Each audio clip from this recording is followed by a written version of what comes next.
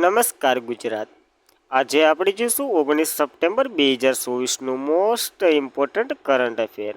તે પહેલાં ખાસ કરીને ચેનલ ઉપર નવા હોય તો ચેનલને સબસ્ક્રાઈબ કરી લેવી, વિડીયો પસંદ આવે તો લાઈક કરવો અને તમારા મિત્રો સુધી શેર પણ કરવો। તો ચલીએ આજનો ક્લાસ શરૂ કરીએ આપણે।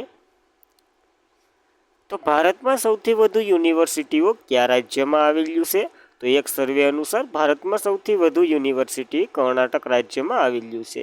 તો ખાસ નોંધવી તો કર્ણાટકમાં કુલ 43 યુનિવર્સિટીઓ છે। આ સાથે ભારતનું સૌથી વધુ યુનિવર્સિટીઓ તો કે કર્ણાટકમાં છે। જ્યારે યુનિવર્સિટીઓની આ વ્યાપક નેટવર્કને વિવિધ શૈક્ષણિક તકોને પ્રદાન કરે છે અને રાજ્યની શૈક્ષણિક અને સંશોધન લેકપેસ્ટમાં નોંધપાત્ર ભૂમિકા ભજવે છે। તો ખાસ કરીને યાદ રાખવું। અને ભારતમાં કુલ તો કે 1078 યુનિવર્સિટીઓ છે। એમાં ટોચના રાજ્યની વાત કરીએ તો પહેલા 3 ક્રમ ખાસ જોઈ લેવો। પહેલા નંબર ઉપર કર્ણાટક, બીજા નંબર ઉપર પશ્ચિમ બંગાળ અને ત્રીજા નંબર ઉપર ઉત્તર પ્રદેશ છે। તો ખાસ કરીને આ પોઈન્ટ નોંધવો। અને ગુજરાતમાં કેટલી યુનિવર્સિટીઓ છે એ તમારે કોમેન્ટ કરવાનું છે। તો ખાસ કરીને સૌથી વધુ પૂછાય તો 43 જેટલી છે કર્ણાટકમાં। તો ખાસ કરીને પહેલો નંબર તો યાદ રાખવાનો જ।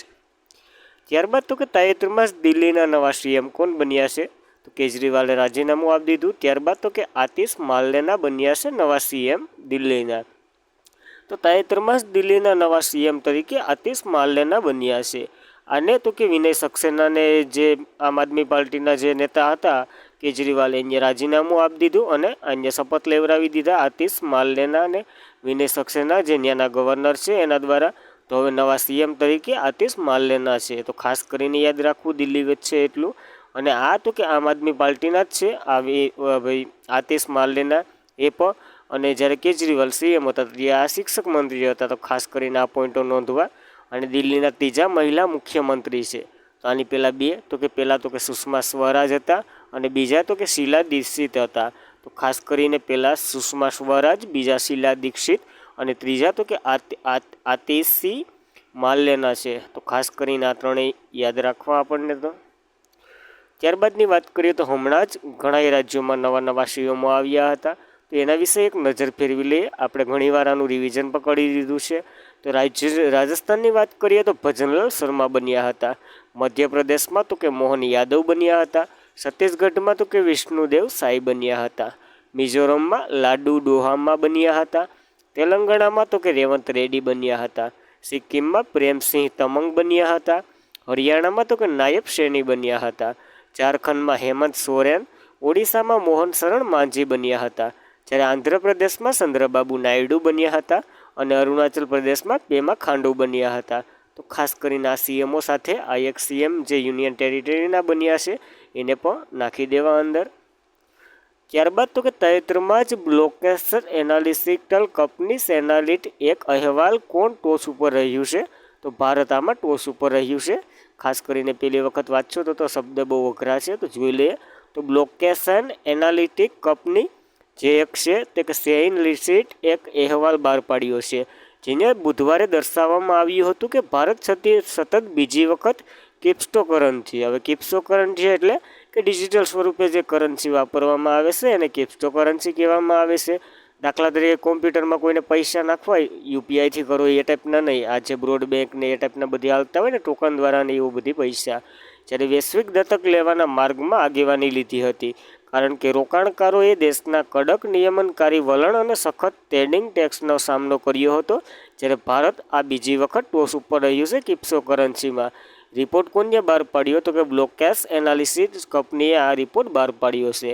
તો ખાસ કરીને યાદ રાખવું।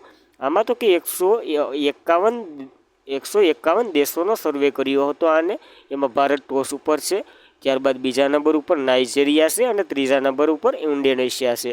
તો ખાસ કરીને ક્રમ યાદ રાખવો, કોના દ્વારા બહાર પાડવામાં આવ્યો છે એ બંને યાદ રાખજો। ત્યારબાદ તો કે એશિયન ચેમ્પિયનશિપ ટ્રોફીને કોને હરાવી અને ભારતે ટાઇટલ જીત્યું છે? તો ચીન હાર્યું છે અને ભારતે આ ટાઇટલ જીત્યું છે। તો ખાસ આ યાદ રાખવું। તો એશિયન ચેમ્પિયન ટ્રોફી ભારતે ચીનની દિવાલ તોડી 5મું ટાઇટલ જીત્યું છે. તો ખાસ કરીને યાદ રાખવું, ચીન હાર્યું છે, ભારત જીત્યું છે. તો મેસ એશિયન હોકી ચેમ્પિયનશિપ ટ્રોફી 2024ની હતી. 8થી 17 સપ્ટેમ્બર 2024 દરમિયાન આનું આયોજન થયું હતું. 8મી આવૃત્તિ હતી. આયોજન તો કે ચીનના હુલુન બુર્ગમાં થયું હતું. અને આને કોના દ્વારા રમાડવામાં આવી હતી? તો એશિયન હોકી ફેડરેશન દ્વારા આનું આયોજન કરવામાં આવ્યું હતું, જેમાં ભારત જીત્યું છે, ચીન હાર્યું છે. તો ખાસ યાદ રાખવું. જ્યારે જુગરામ સિંધ જે વિજેતા બનાવવામાં આવ્યા છે, તો જુગત રાજ સિંહ છે એને તો કે 1-0થી આમ બહુ મહત્ત્વનું આ હોકી જે રમાણી એમાં ખાસ યોગદાન આપ્યું છે. એટલે નામ ખાસ કરીને યાદ રાખવું, કઈ રમત સાથે સંકળાયેલા છે એમ પણ પૂછાઈ શકે. અને આ ટ્રોફીની 8મી આવૃત્તિ જે ભારતે 5મું ટાઇટલ જીત્યું છે એશિયન ચેમ્પિયનશિપ ટ્રોફીનું, જ્યારે ટાઇટલ હતું. અને અન્ય 3ની વાત કરીએ તો 2 પાકિસ્તાન અને દક્ષિણ કોરિયાએ જીત્યું છે. ટુર્નામેન્ટ 2011માં શરૂ થઈ હતી. તો ત્યારબાદ હોકી 2024નું તમામ કરંટ અફેર જોઈ લે. તો હમણાં સુલતાન અજલાત શાહ ટ્રોફી રમાણી હતી, જેમાં તો કે મલેશિયા જીત્યું હતું જાપાનને હરાવીને. ક્યાં? તો કે પાકિસ્તાનમાં. હમણાં મલેશિયામાં રમાઈ હતી, જાપાન જીત્યું હતું પાકિસ્તાનને હરાવીને. તો ખાસ યાદ રાખવું. જ્યારે FIS હોકી 5S મહિલા વિશ્વકપ મસ્કટ ખાતે યોજાઈ હતી. નેધરલેન્ડ જીત્યું હતું ભારતને હરાવીને. તો ખાસ કરીને આ 2. અને આ FIS hockey 5S men's world cup Muscat ખાતે યોજાઈ હતી. આમાંય નેધરલેન્ડ જીત્યું હતું, મલેશિયા ઉપવિજેતા હતું, એટલે કે મલેશિયા હાર્યું હતું. તો ખાસ કરીને આ બંને 5S હોકી 5S મહિલા અને મેન્સ 2 યાદ રાખવી, કારણ કે 2માં જીત્યું હતું નેધરલેન્ડ, અને એકમાં ભારત હાર્યું હતું અને એકમાં મલેશિયા હાર્યું હતું. તો ખાસ યાદ રાખવું. જ્યારે એશિયન્સ ગેમની 19મી આવૃત્તિ જે મેન્સ ટીમોએ ગોલ્ડ મેડલ જીત્યો હતો. અને ભારતીય પુરુષ હોકી ટીમના કોચ કેગ ફુલટન છે, સાઉથ આફ્રિકાના છે. જ્યારે ભારતીય મહિલા હોકી ટીમના કોચ હરેન્દ્રસિંહ છે. જ્યારે રાયબરેલી હોકી સ્ટેડિયમનું નામ તો કે રાની રામપાલના નામ ઉપર રાખવામાં આવેલું છે. તો રાયબરેલી હોકી સ્ટેડિયમ આવેલું ક્યાં છે એ તમારે કોમેન્ટ કરવાની છે. ભારતનું સૌથી મોટું હોકી સ્ટેડિયમ ઓડિશામાં આવેલું છે, બિરસા મુંડા સ્ટેડિયમ એનું નામ છે. અને મોહાલી હોકી સ્ટેડિયમ જે બલબીર સિંહ સિનિયરના નામ ઉપર રાખવામાં આવ્યું હતું. જ્યારે મહિલા હોકી લીગ 2024 તો કે રાંચી ખાતે રમાશે, જુનિયર આપણે અહીંયા બિહાર ખાતે. જ્યારે 2025માં મેન્સ જુનિયર વર્લ્ડ કપ તો કે ભારત ખાતે રમાવાનો છે. અને સપ્ટેમ્બર 2024માં 8મી એશિયન મેન્સ હોકી ચેમ્પિયનશિપની જે 2024 ક્યાં યોજાશે? તો કે ચીનના હાઉબુર્ગમાં યોજાશે. આપણે જોઈ લીધી, ચીન હાર્યું છે, ભારત જીત્યું છે. જ્યારે નવેમ્બર 2024માં 8મી મહિલા એશિયન હોકી ચેમ્પિયનશિપ સ્પર્ધા તો કે 2024માં યોજાશે. અને હોકી ઇન્ડિયા નિવૃત્ત PR શ્રીજેશ જર્સી નંબર 16ને હમણાં નિવૃત્ત કરી હતી. આની સાથે 2 ક્રિકેટરોની જર્સી પણ આની પહેલાં નિવૃત્ત કરી દીધી છે. એમાં તો કે MS ધોનીની જર્સી નંબર 7 અને સચિનની જર્સી નંબર 10 એને નિવૃત્ત કરી હતી. આ અગાઉ પ્રશ્ન પૂછાઈ ગયા, તો આ હોકીનો પણ પૂછી લઈ. ત્યારબાદ PR શ્રીજેશ જે ભારતીય જુનિયર મેન્સ હોકી ટીમના નવા મુખ્ય કોચ બન્યા હતા, કારણ કે એને હમણાં નિવૃત્તિ લઈ લીધી પેરિસ પેરાઓલિમ્પિક ખેલીને. એમાં તો કે ભારતની હોકી ટીમ બ્રોન્ઝ મેડલ લાવી છે. તો ખાસ કરીને આ માહિતી પણ નોંધવી. ત્યારબાદ FISની વાત કરીએ તો 1924માં તેમની રચના થઈ હતી. મુખ્ય મથક તો કે લોસન સ્વિટ્ઝરલેન્ડમાં આવેલું છે. વડા તો કે મોહમ્મદ તૈયબ ઇકરામ છે. જ્યારે 1928માં ભારત FISનો સભ્ય બનનાર પ્રથમ એશિયાનો દેશ બન્યો હતો. અને હોકી ઇન્ડિયાના પ્રમુખ દિલીપ તિર્કી છે.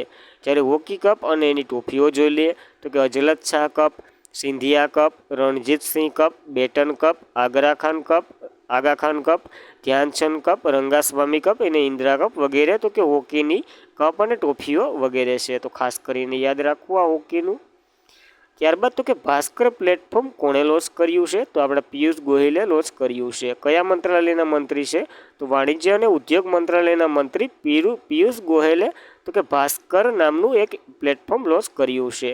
તો ભાસ્કરનું ફૂલ ફોર્મની વાત કરીએ તો Bharat startup knowledge exchange registry થાય છે, કારણ કે આ તો કે સ્ટાર્ટઅપને પ્રોત્સાહન આપશે. ખાલી એટલું જ યાદ રાખવાનું છે.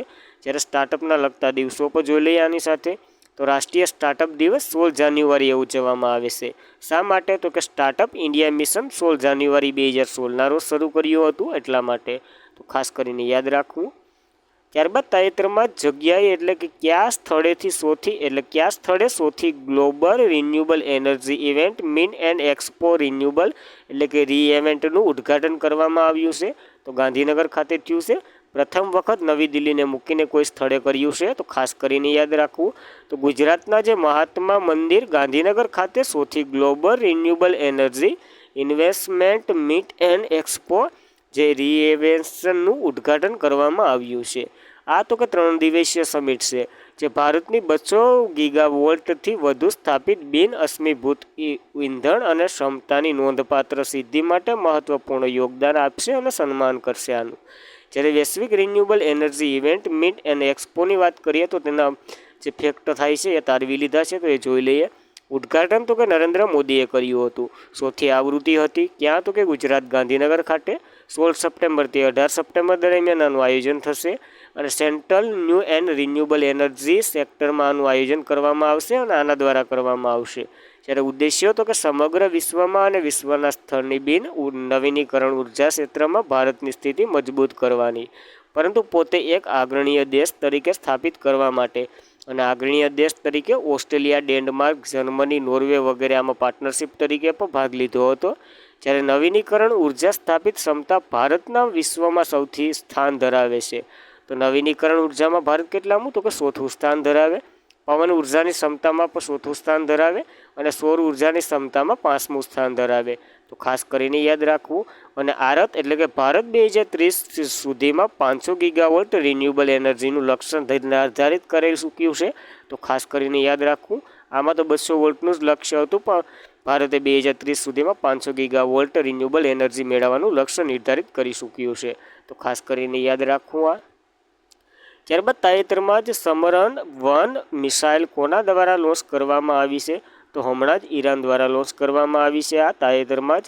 તો મિસાઇલ ટેકને લઈને પશ્ચિમી દેશોની ચિંતા વચ્ચે ઈરાને સમરણ-1 ઉપગ્રહ લોન્ચ કરી દીધો છે.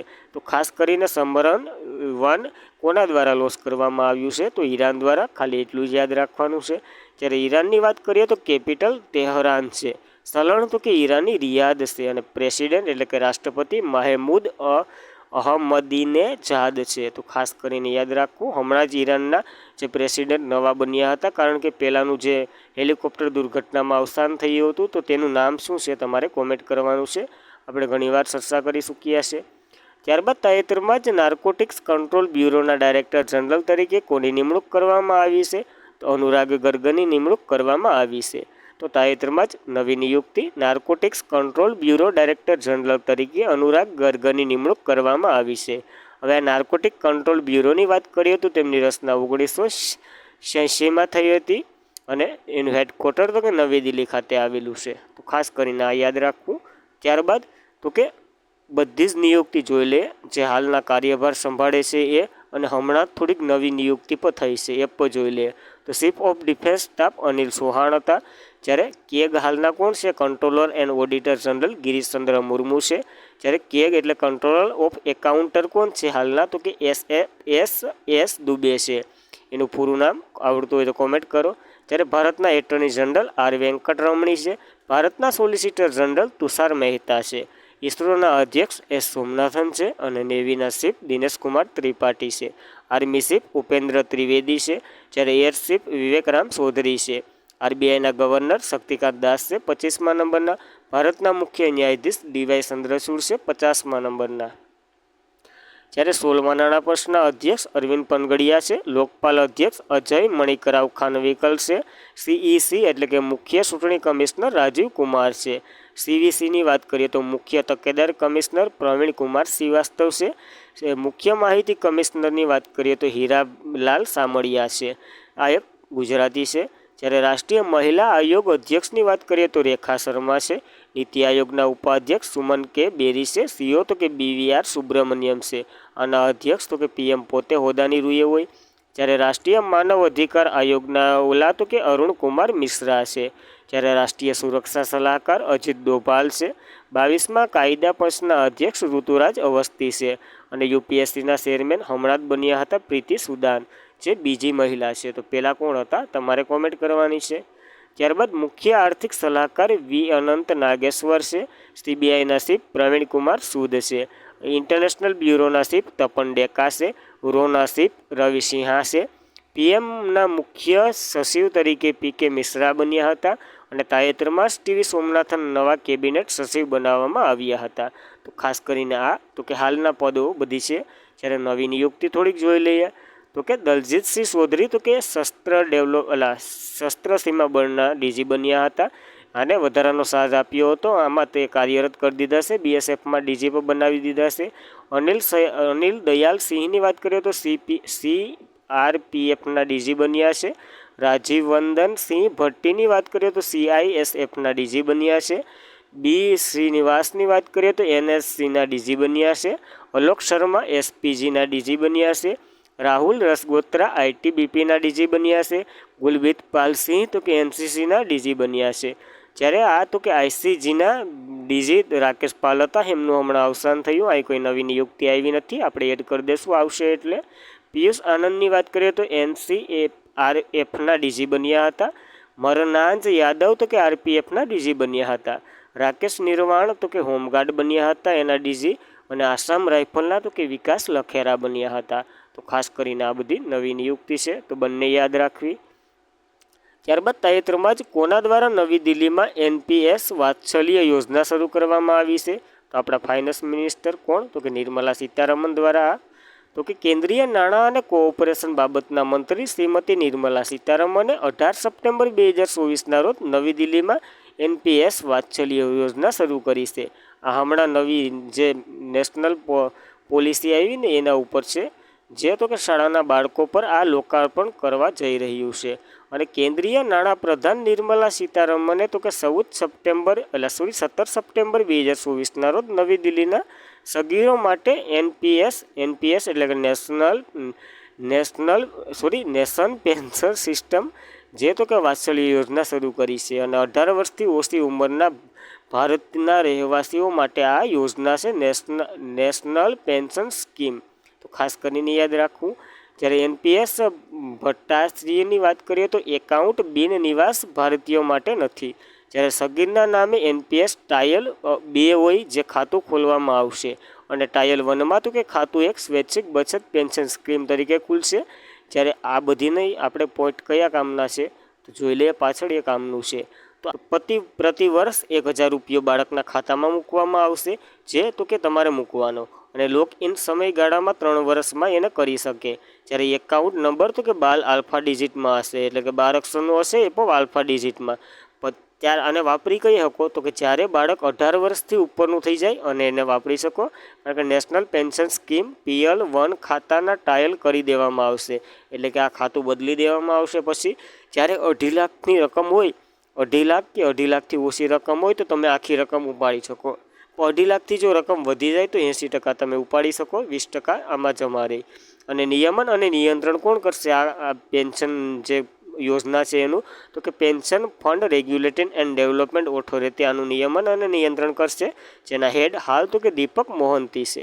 તો ખાસ કરીને આવી કંઈક સ્કીમ તો કે નિર્મલા સીતારમણે હમણાં જ શરૂ કરી છે. તો ખાસ કરીને યાદ રાખવું, જે નાના બાળકોના ભવિષ્યમાં સુધારો આપી છે. ત્યારબાદ તો કે તાજેતરમાં જ લોન્ચ થયેલ 5 ડિફેન્સ ઓફ પોલિસ્ટિક કોની આત્મકથા છે? તો કે આ સુશીલ કુમાર શિંદેની આત્મકથા છે. તો તાજેતરમાં જ લોન્ચ થયેલ 5 ડિકેન્ટ ઓફ પોલિસ્ટિક સુશીલ કુમાર શિંદેની આત્મકથા છે. આ સુશીલ કુમાર શિંદે કોણ છે? તો કે આપણા પૂર્વ ગૃહમંત્રી અને ભૂતપૂર્વ CM રહી ચૂક્યા છે મહારાષ્ટ્રના. હાલ તો કે આ બુકમાં એટલું બધું ઉલ્લેખિત શા માટે છે? કારણ કે જમ્મુ કાશ્મીરમાં જે આર્ટિકલ નંબર 370ની કલમ મારી હતી એના વિશે આખી સંપૂર્ણ માહિતી છે. કારણ કે આ 2019માં મારવામાં આવી હતી. અને પૂર્વ ગૃહમંત્રી કોણ હતા? તો કે સુશીલ કુમાર શિંદે હતા. એટલા માટે આ બુક ચર્ચામાં છે, તો યાદ રાખવી. ત્યારબાદ થોડીક ઓટોબાયોગ્રાફી જોઈ લઈએ, જે 2024માં ચર્ચામાં રહી હોય તે. તો બિલ ગેટ્સ ઓટોબાયોગ્રાફી સોર્સ કોડની છે. અને અશ્વિનની તો કે મારી પાસે શેરીઓ છે કુટી કેટલીક વાર્તાઓ પછી. અને સુપ્રસિદ્ધ ટેનિસ ખેલાડી જયદીપ મુખર્જી અને ક્રોસ કોડ આત્મકથા એમની છે. MS ધોની, પ્રો કે અબ્દુલ ગફાર અજાણ્યા સાક્ષીની આત્મકથા છે. તમિલનાડુના મુખ્યમંત્રી MS સ્ટાલિનની આત્મકથા ઉગાલિયાન ઓવરનું. ત્યારે ઇઝરાયલના પીએમ બેન્જામિન નેતન્યાહુ બીબીસીની આત્મકથા મારી વાર્તા છે. અને 15મા નાણાં પંચના અધ્યક્ષ એન.કે. સિંહની શક્તિના ચિત્ર એમની આત્મકથા છે. સોનુ સૂદની તો કે હું નો માસીહા છું એની આત્મકથા છે. ત્યારબાદ વિશ્વનાથ આનંદની તો કે માઇન્ડ માસ્ટર, સુરેશ રૈનાની તો કે માંડેલે છે, પ્રિન્સ હેનરીની તો કે સ્પેસ છે, પ્રેયર છે, પ્રિયંકા ચોપડા અધૂરી છે, એસ સોમનાથન નીલાવુ કુડિયન સિંહગલાન જેને મલયાલમ ભાષામાં છે, અને એમ.એન. નવરણે તો કે નિયંતિના 4 સ્ટાર. તો ખાસ કરીને સરસામાં રહેલી ઓટોબાયોગ્રાફી પર યાદ રાખવી, કારણ કે 2024ની જ છે જે લોન્ચ કરવામાં આવી હોય. તો આના પછી તો કે રિવિઝન જોઈ લઈએ કાલના ક્વેશ્ચનનું, એક વનલાઈનર સ્વરૂપે ટેસ્ટ જેવું છે. ત્યારબાદ તો કે તાજેતરમાં જ વિશ્વ ઓઝોન દિવસ આપણે ક્યારે ઉજવ્યો હતો? તો 16 સપ્ટેમ્બરે ઉજવ્યો હતો. સાઉથ ઇન્ડિયન ઇન્ટરનેશનલ મૂવીમાં બેસ્ટ અભિનેત્રીનો એવોર્ડ કોને આપવામાં આવ્યો હતો? તો કે ઐશ્વર્યા રાય બચ્ચનને મળ્યો હતો. ભારતની પ્રથમ વંદે મેટ્રો ટ્રેન કયા 2 સ્થળો વચ્ચે દોડશે? તો ભુજથી અમદાવાદ, 359 કિલોમીટર જેટલું હતું. તાજેતરમાં સરસામાં રહેલું ઓપરેશન ચક્ર શેના સંબંધિત છે? તો સાયબર ક્રાઇમ સંબંધિત છે, કારણ કે મુંબઈમાં દરાડો પાડ્યો હતો. તાજેતરમાં જ ભારતમાં પ્રથમ એરોસ્પેસ રોકેટ એન્જિન સફળતાપૂર્વક પરીક્ષણ કરવામાં આવ્યું હતું. ક્યાં? તો કે બેંગ્લોર ખાતે આનું પરીક્ષણ કરવામાં આવ્યું હતું. અને તાજેતરમાં સરસામાં રહેલ ઓપરેશન સદભાવના શેના સંબંધિત છે? તો કે જે વાવાઝોડાથી અસરગ્રસ્ત દેશોમાં મદદ કરવા માટે. સૌથી દક્ષિણ Asian junior athletics championship medal ટેલીમાં કોણ ટોસ ઉપર છે? ભારત ટોસ ઉપર છે. કેટલા મેડલ હતા? 48 હતા, 21 ગોલ્ડ હતા. તાજેતરમાં જ બોવેરિયન નોકેટ્સ કપની જે મંકીસ પોક્સની પ્રથમ વેક્સિન બનાવી અને વેક્સિન લેટરને મંજૂરી કોને આપી છે? તો વર્લ્ડ હેલ્થ ઓર્ગેનાઇઝેશનને આને મંજૂરી આપી હતી. ત્યારબાદ તાજેતરમાં જ નેશનલ એનર્જી લીડર એવોર્ડ 2024 કોને આપવામાં આવ્યો છે? તો રાષ્ટ્રીય ઇન્ફાન્સ નેશનલ લિમિટેડને આપવામાં આવ્યો છે, એટલે કે બી. ત્યારબાદ તાજેતરમાં જ કોણે આઈસીસી ઇન્ટરનેશનલ ડેવલપમેન્ટ પેનલમાં સામેલ થનાર પાકિસ્તાનની પ્રથમ મહિલા અમ્પાયર બની છે? સલીમા બની છે પ્રથમ મહિલા અમ્પાયર. ત્યારબાદ તાજેતરમાં જ પ્રકૃતિ ઉત્સવ કરમ ક્યાં યોજાયો હતો? તો ઝારખંડ ખાતે આ ઉત્સવ યોજાયો હતો. તો આજના માટે એટલું. ખાસ કરીને મિત્રો વિડીયો કેવો લાગે તે કોમેન્ટ કરો. તમને પસંદ આવે તો લાઈક કરો, તમારા મિત્રોને શેર કરો, એને પસંદ આવે તો એને બીજાને શેર કરવાનું કહું. આવી રીતના વિડીયો ફેલાવો આખા ગુજરાતમાં. તો ખાસ કરીને આજના માટે એટલું. વિડીયો પસંદ આવે લાઈક, શેર અને ચેનલને સબસ્ક્રાઈબ કરતા જજો. Thank you for watching this video. જય હિન્દ, જય ભારત.